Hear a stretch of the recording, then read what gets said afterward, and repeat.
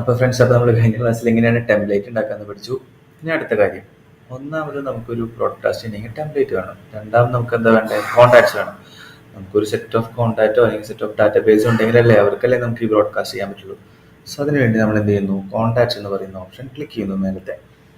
Okay, so എങ്ങനെയാണ് ഓരോരോ contact add ചെയ്യുക എന്നുള്ളതും എങ്ങനെയാണ് ബൾക്കായിട്ട് കോൺടാക്റ്റ് ആഡ് ചെയ്യുക എന്നുള്ളതും ഞാൻ പഠിപ്പിച്ചു തരാം. ഓക്കെ, സോ റൈറ്റ് സൈഡിൽ ആഡ് കോൺടാക്റ്റ് എന്ന് പറയുന്ന ഒരു ഓപ്ഷൻ ഉണ്ട്. സോ നമുക്കിവിടെ ഞാനിപ്പോൾ അക്കി എന്ന് പറയുന്ന കോൺടാക്റ്റാണ് ആഡ് ചെയ്യണമെങ്കിൽ അക്കിൽ ഡോട്ട് എ ഡോട്ട് ഓ അല്ലെങ്കിൽ അക്കിൽ ഡോട്ട് വിസ്റ്റേജ് എന്ന് പറഞ്ഞിട്ടുള്ള ഒരു നമ്പറാണ് നമ്മൾ ആഡ് ചെയ്യുന്നത് വെച്ചാൽ നമ്മളിങ്ങനെ കൊടുത്തു. ഇവിടെ കയറി കഴിഞ്ഞാൽ കൺട്രി കോഡ് സെലക്ട് ചെയ്യാൻ പറ്റും.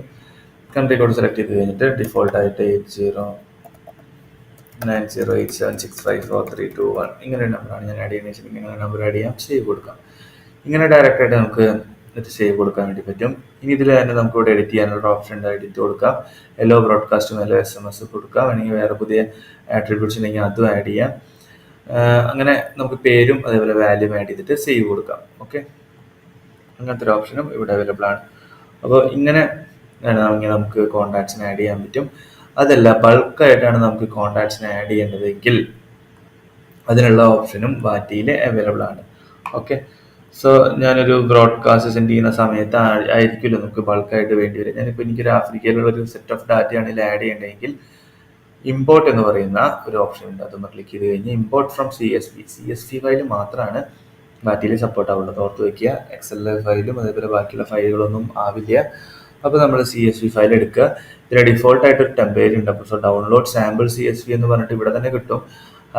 അപ്പോൾ ഞാനിവിടെ നിന്ന് ഹൈലൈറ്റ് ചെയ്തിട്ടുണ്ട്. ഈ ഒരു ഭാഗം തന്നെ കിട്ടും. നമുക്കിതൊന്ന് ക്ലിക്ക് ചെയ്ത് കഴിഞ്ഞാൽ അത് ഓട്ടോമാറ്റിക്കായിട്ട് ഡൗൺലോഡ് ആവുകയും ചെയ്യും. ഓക്കെ, ആ ഒരു ഫോർമാറ്റിൽ നമുക്ക് ചെയ്യാം. ഞാൻ വേണമെങ്കിൽ ഗൂഗിൾ ഷീറ്റ്സിൽ അത് അപ്ലോഡ് ചെയ്ത് കാണിച്ചു തരാം.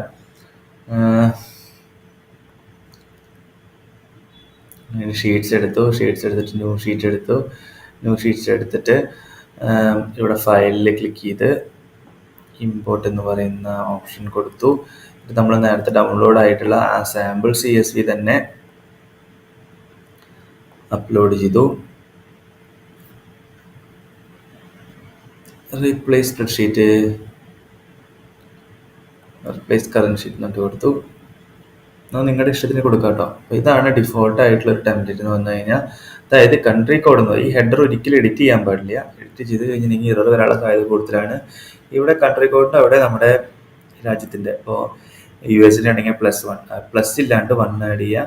ഇന്ത്യയിലാണെങ്കിൽ 91 എന്നുള്ളത് ആഡ് ചെയ്യുക. അങ്ങനെ ആ നമ്പറും കൺട്രി കോഡിൻ്റെ നമ്പർ തൊട്ടപ്പുറത്ത് ഫോൺ നമ്പർ, ബ്രോഡ്കാസ്റ്റ് അവർക്ക് എലോ ചെയ്യണോ എങ്കിൽ ട്രൂ കൊടുക്കുക, എലോ ചെയ്യണ്ട എങ്കിൽ ഫോൾസ് കൊടുക്കുക. എലോ SMS കൊടുക്കണമെങ്കിൽ ട്രൂ കൊടുക്കാം, ഫോൾസ് കൊടുക്കാം. പിന്നെ ആട്രിബ്യൂട്ട്സ് എന്ന് പറയുന്നതൊക്കെ ഡിപ്പെൻഡ്സ് അപ്പോൺ കണ്ടീഷനാണ്. ഇപ്പോൾ നമുക്ക് അവരുടെ ഫുൾ ഡീറ്റെയിൽസ്, ഇപ്പോൾ പേര്, അഡ്രസ്സ്, ഇമെയിൽ, അങ്ങനത്തെ വേരിയബിൾസ് എല്ലാം നമുക്ക് ആഡ് ചെയ്യണമെങ്കിൽ, അങ്ങനത്തെ ആട്രിബ്യൂട്ട്സ് എല്ലാം ആഡ് ചെയ്യണമെങ്കിൽ അതിനുള്ള പ്രൊവിഷനും അവിടെ അവൈലബിൾ ആണ്. അപ്പോൾ അങ്ങനെ ഇത് ക്രിയേറ്റ് ചെയ്ത് വെച്ചിട്ടുള്ള ഒരു CSV ഫയലാണ് ഇവിടെ ഡ്രാഗ് ചെയ്ത് അപ്ലോഡ് ചെയ്യാൻ വേണ്ടി പറ്റുള്ളൂ.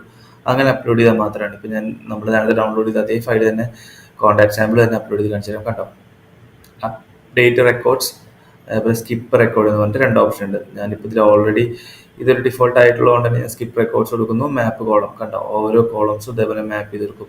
എന്താണ് അട്രിബ്യൂട്ട്സ്, എന്താണ് കാര്യങ്ങൾ എന്നൊക്കെ പറഞ്ഞിട്ട് ഇവിടെ ചാനലാണോ സോഴ്സ് ആണോ. ഇപ്പോൾ അട്രിബ്യൂട്ട് 1 അട്രിബ്യൂട്ട് 2 എന്ന് കൊടുത്തിട്ടുള്ളതുകൊണ്ടാണ് ഇവിടെ കാണിക്കാത്തത്.